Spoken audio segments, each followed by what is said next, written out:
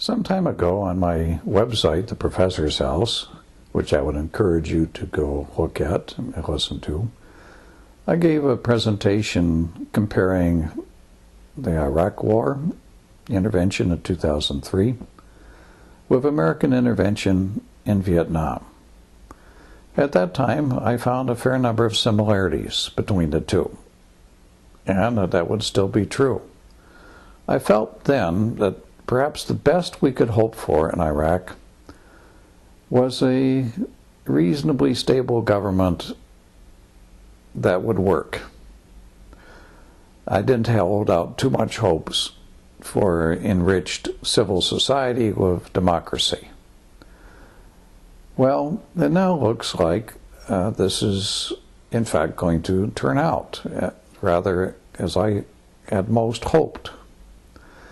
You may have noticed that recently the United States turned over sovereignty to Iraq, meaning that the United States forces would primarily be confined to bases and to a training mission in Iraq, where most of the policing and combat operations would be in the hands of the Iraqi forces, with the United States providing logistical support and training support, and combat perhaps where necessary. And that's what has taken place.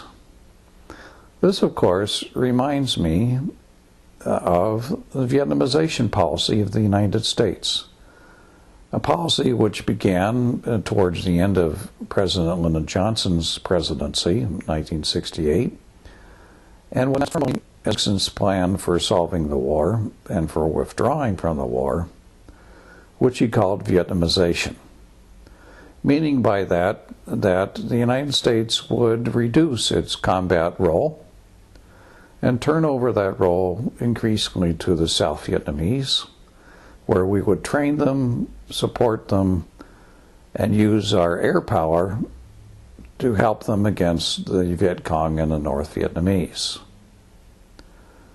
Well, you probably know how that turned out, that it in the end failed and the South Vietnamese regime collapsed under the North Vietnamese in 1975.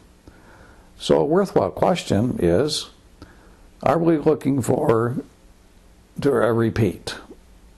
Is this regime that we've put in power in Iraq going to collapse rather like the South Vietnamese did some 30 plus years ago?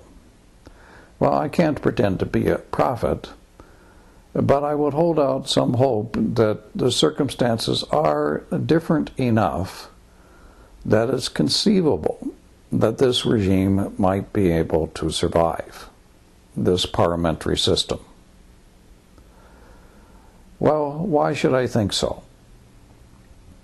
Well, I think we have to begin by giving some credit to President George Bush, not for initiating the war, which I still believe was a mistake, and not for the way in which the war was conducted for the first several years, but rather to be willing to change his approach, to accept the advice of his military, especially General Petraeus, and of people like Senator McCain, to engage in what was called a surge, to bring in significantly more American military personnel, to carry the battle to the insurgents, and to therefore be able to provide more stability for the regime, which looked very much at a point of collapse at the time.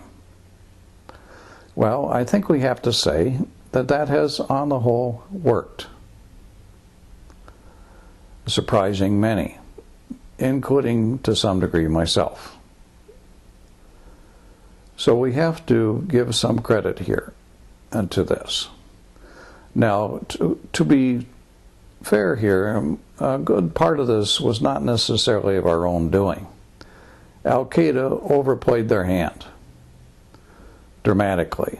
And their tactics of violence and mayhem and murder managed to alienate enough of the Shiites, and Sunni, so that a number of the tribal leaders began to come to American forces and say, we're willing to work with you because we just can't stand Al-Qaeda and what they're doing. We got really nothing like that in Vietnam, or very little of it. For one thing, it wasn't a tribal system, unlike in Iraq.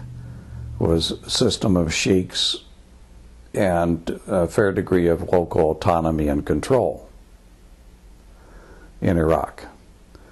And we also have to point out that the North Vietnamese had a great deal of support from within the population, especially in the rural areas, because they promised land reform and to some degree carried that out. Yes, they were nasty and vicious, but they didn't alienate the population like Al-Qaeda did. So right away there are distinctions. Also, the North Vietnamese, of course, had the advantage of the well-known Ho Chi Minh Trail and of being in a jungle environment, which made it very difficult to try and defeat them. Well, Iraq is a completely different climate and terrain and a very different situation. So you've got a very different circumstances again. There was nothing like a Ho Chi Minh Trail. True, some of the insurgents came across the Syrian border, and there was meddling from Iran, but nowhere to the degree that the North Vietnamese did carry out their actions in South Vietnam. And you didn't have the nationalism opposed to the United States to the same degree as in Iraq. Also, the South Vietnamese government, which we put in place, had much less popular support and was incredibly corrupt from top to bottom, particularly in drug trade, which was to have nasty effects on our soldiers and on our own population. So you have a variety of differences here between the two situations, leading one to the conclusion that this just has some degree of hope of lasting. So a couple of other things I would point to in comparing these two systems and two wars. You had a widespread opposition to the Vietnam War, organized, widespread, mass protests, and you had the disintegration of the Nixon administration to boot. Well, you don't have that in this situation. And so I believe now that there is a fair chance that this parliamentary system will in fact be able to gain stability and survive. I could be wrong, of course, but I believe that this will happen. Of course, they have a long ways to go, and they have to gain more support, especially from the Sunni minority population. They have to be able to separate themselves more from the Iranians than they have. But I believe that those are possibilities. They also have to work with the Kurds. All these are within the realm of possibility. So, I'd like to thank you for listening. And again, I'd like you to learn more about the history behind the news by going to my blog at historybehindthenews.com. Thank you.